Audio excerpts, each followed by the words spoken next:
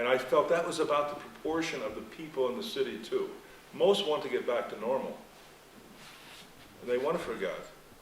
So you know, they've got, there you've got 90% of the people who can move into just ordinary space and they can bring all their old habits, you know. Doesn't need to be any kind of a radical space you don't know how to behave in. But for those 10% who see the future as something they have to create and invent, there is the space for that at the reconstructed end. The last one was called the High Houses. It's the devastated factory site with the Parliament building behind it in the foreground. And I said, look, build two exemplary houses that kind of reclaim the airspace. Because Sarajevo was, again, attacked from the hills with artillery, with cannons and mortars, you know, for 3.5 years. Did a lot of damage, heavy artillery from the Bosnian Serb army surrounding the city, cutting it off totally. I mean, I won't even go into the stories about no food, water, light, heat. It was a terrorist attack. It was the first terrorist attack of the New World Order, you know. And New York got its later. And what's funny is that at the time when this was happening in Sarajevo, people were saying, well, what's that got to do with us in the United States, you know? That's an old European problem. That's an old Balkan problem, you know. But now they don't say that anymore. I think people in the United States understand that this is not just an old Balkan problem, you know. It's a problem of our contemporary condition. So the high houses are built on steel beams that have been welded together, and they form these kind of flexible arms that rise up into the air, and the house is built on the top of those beams, and there are cables that pull the beams into tension, almost like catapults, and hold them in place through that kind of tension. So it's their desire to move, so to speak, that stabilizes them structurally. And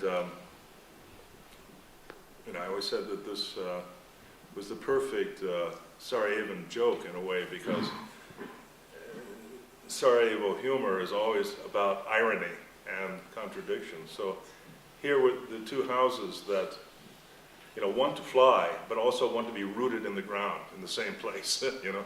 So you want to have both at the same time. I'll briefly mention a couple of other things.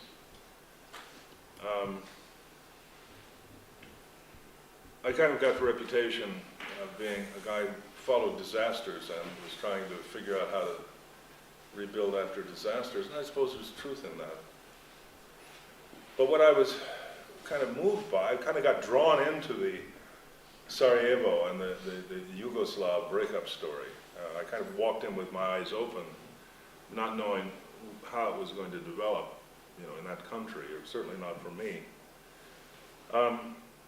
But I began, it was a friend of mine in Japan, an editor of a magazine who, and it was, I guess, must have been 93 or 4, I can't remember the year, when there was a huge earthquake in the center of Japan. And there were incredible pictures of the towns, the buildings falling over, and the expressways being twisted.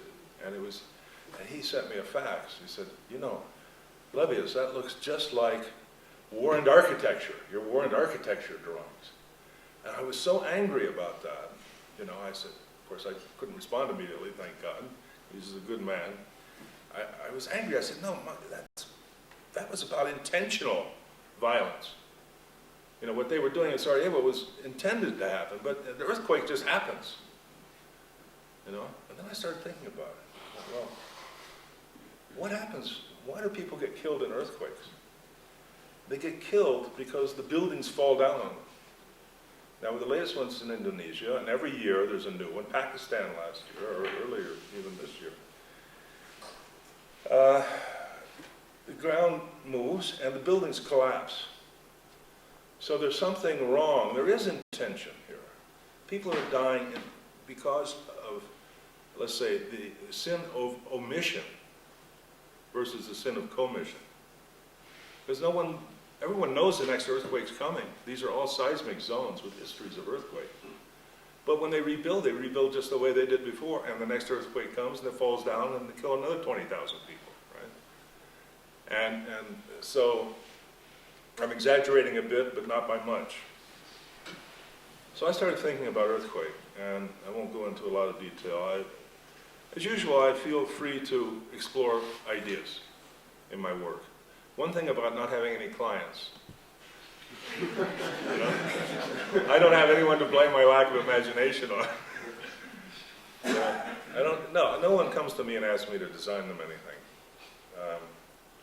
I can't imagine why, but since that's the case, I take the liberty to explore even ideas which may be, very questionable, and see where I can go with them. This was a group of houses. Again, the term house is a kind of generic term, and they're all grouped together here, but these I call the horizon houses, because the houses actually can be moved, like those Zagreb things carried around. There's the wheelhouse here, which can roll, and there's spaces inside you can live in, but the house, rolls. And so the space is the same. It never actually changes. But your relationship, because of gravity and the horizon, which is created by our sense of gravity, that changes. So if this room were suddenly tipped up on its edge, we'd be standing in a very tall space, right? We'd all be standing on that wall or sitting or lying or whatever, looking up at this. And the room would be really the same, but our experience of it would be totally different. So the horizon houses were about spaces that can be reoriented, but themselves don't actually change, but our whole sense of them changes. Then there was another group of studies which probably related to the idea of that fragmented field drawing I was doing in the earlier 90s. This is at the end of that decade, 98, 99. I began to be interested less in the idea of objects, buildings as objects, and thinking more about terrain, landscape. What if we look at cities as landscapes, not as collections of objects? And what if we think of them as a kind of organic structure? Yes, with fragments, different parts, but as landscapes, rather than as objects on a shelf. And so I started doing drawings of, again, those kinds of fragmented parts, as trying to imagine a landscape undergoing continuous transformation, a built landscape, not the forest, not the mountains, but something totally constructed, like a completely constructed world.